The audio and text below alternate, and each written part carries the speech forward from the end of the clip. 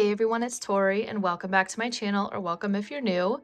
For today's video, I am giving you a little reading journal update from January through July 2023.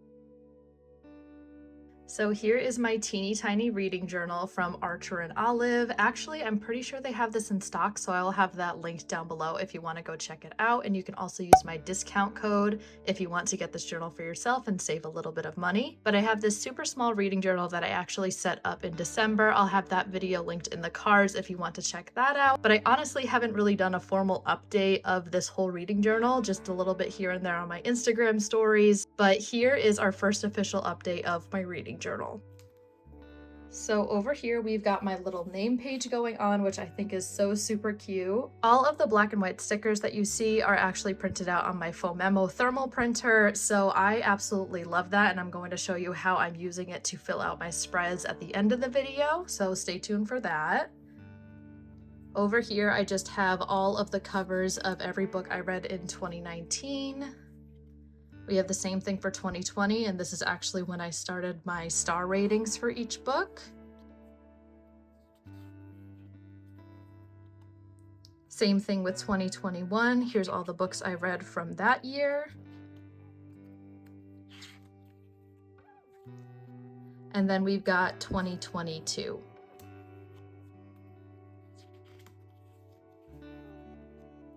This was my favorite book from 2022, and honestly, I think it's still my favorite book. It is the second book in the ACOTAR series. I would highly recommend that series. And I reread this book and basically the whole series all the time, so you might see that a little bit in this journal.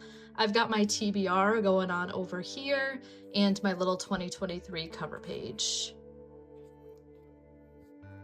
My favorite book from January was Diamond Eye by Kate Quinn. This was an unbelievable historical fiction read. I would highly recommend this author. She does amazing work. And then for my book review pages, I'm going to go like this.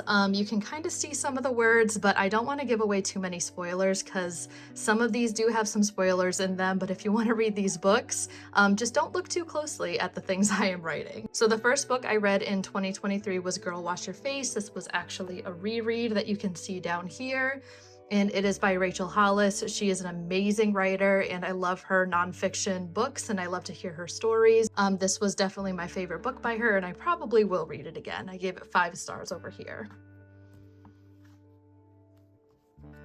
This is my second read of 2023. It is Eleanor Oliphant is Completely Fine. This was my first time reading this. I think I gave it about 4 stars. I remember this book taking me a little while to get into the story, but I also remember it being really, really funny.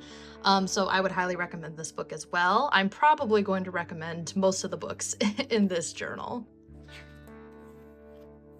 We've got Diamond Eye, which as you saw was my favorite book of January. It's by Kate Quinn. I've read a couple of her other books as well. She is an amazing author. Like I said, this is a historical fiction book. It's about a Russian sniper back in World War II. Again, just the plot, the writing, everything was just so amazing in this book.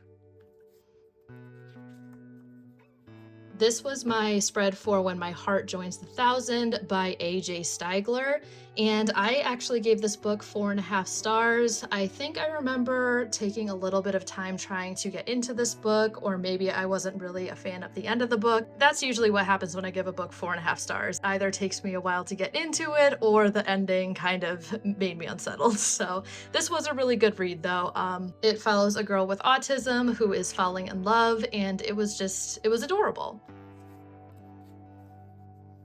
So over here we have my February cover page, my favorite book from February. I didn't fill out this spread because I've only read one book in February 2023, and that was The Inheritance Games. I didn't love this book. I think I gave it about 3.5 stars. It was really hard for me to keep up with the plot because it was just so far-fetched. I actually am going to read the second book. I do plan to in this, I think it's a trilogy.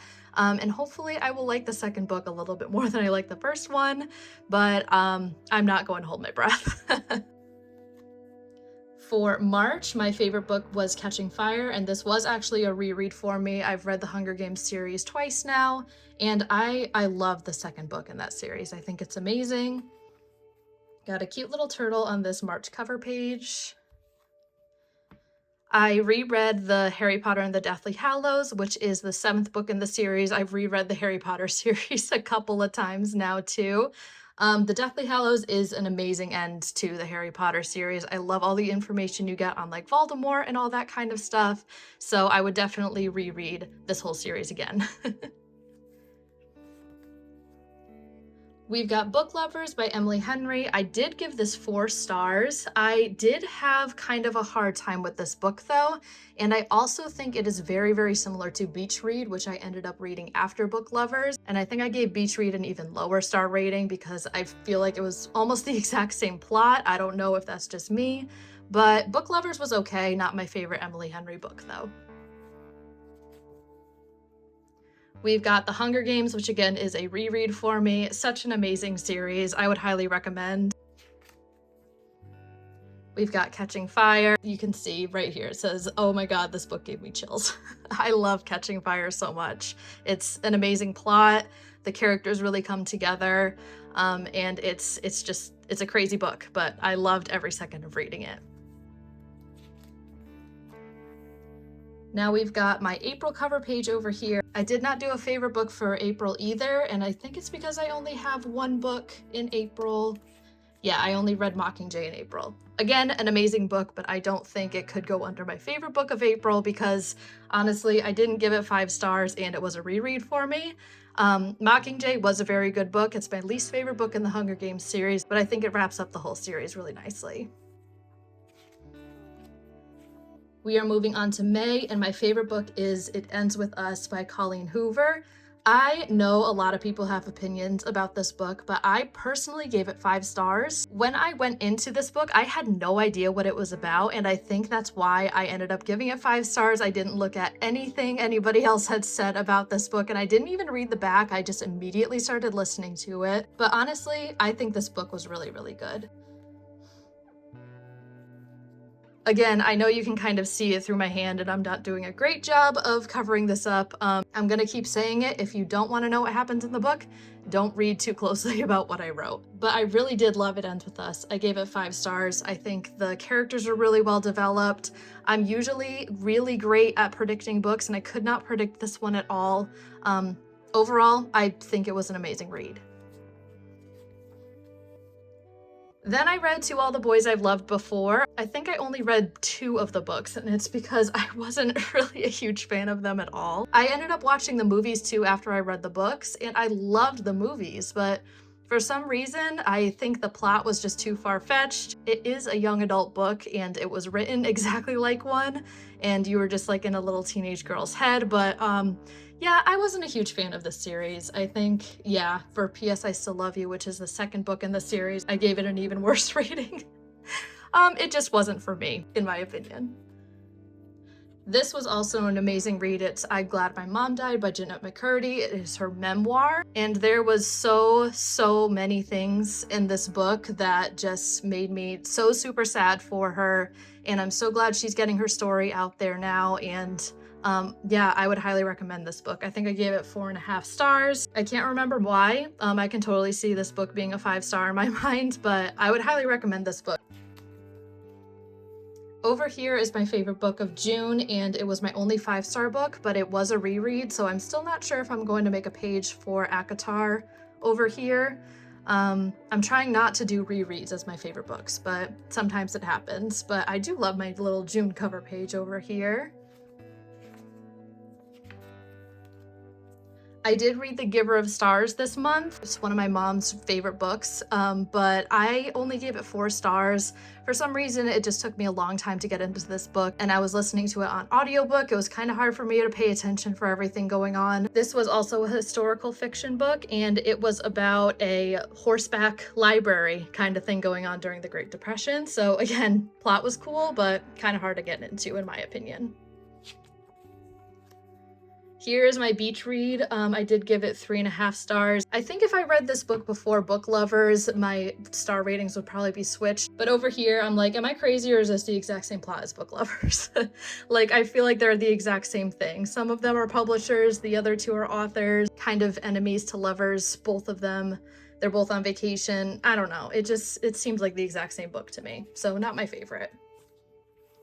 Over here is my July cover page. It is currently July, so I haven't picked a favorite book yet, but I have only read, I think, one book so far in July, and that is The Happy Place. This book is also by Emily Henry, and I did give it 5 stars. I read this as a physical copy, and oh my goodness, I think this is my favorite Emily Henry book. It is a second chance romance. It takes place in Maine, which is also my happy place.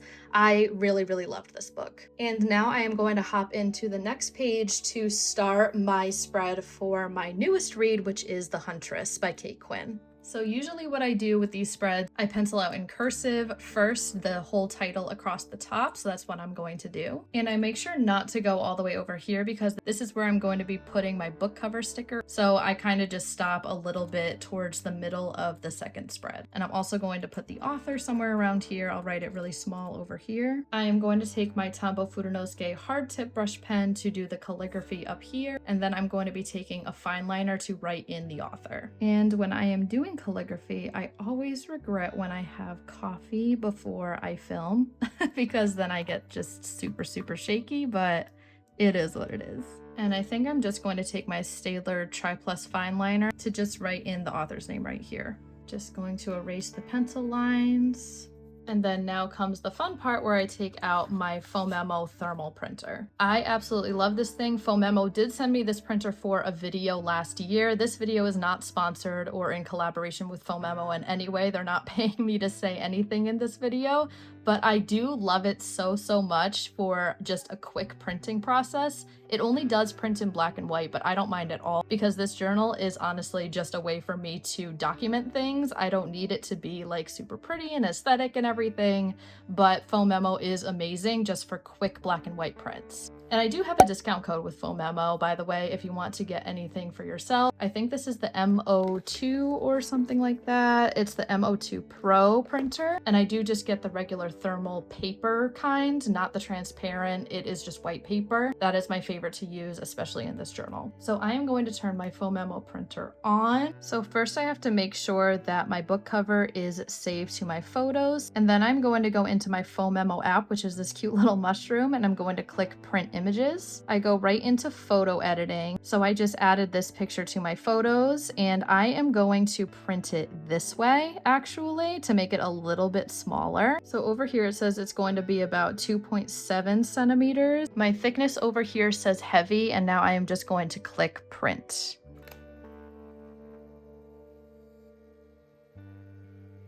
And I'm leaving that in real time. That is how fast this thing prints out. I'm going to just rip this off of my Fomemo printer, turn this guy off, and I'm going to put it away. Then what I will do is I'm going to cut just a teeny tiny white border around this book cover, so that's the way it's going to look in my journal. Then I'm going to use my tweezers to help me peel off the back of the sticker, so I can just stick it into my journal super easy. And it fits perfectly in this corner where I always put my cover stickers. Then I am going to leave a little bit of space for the star rating, which I don't have right now because I have not finished this book. But over here on the sidebar, I like to write my start date, which is the 13th of July. And I also have a place to write the end date of reading this book, and I will leave that right here. The genre of this book is historical fiction, so I'm going to write that in as well. And then the last part right here, I'm just going to write first time reading because this is also where I write how many times I reread it if I did reread a book. And then I can't add anything in over here because again, I haven't finished the book yet, but I do have this page set up for when I do hopefully finish the book sometime soon. And I do want to point out that I know this is super simple and my other bullet journal is very elaborate compared to this, but this is my first time with a reading journal and I honestly wanted to keep it super small and not super intimidating. So I'm hoping my next year's reading journal, which I do plan on having a reading journal next year, will be a little bit more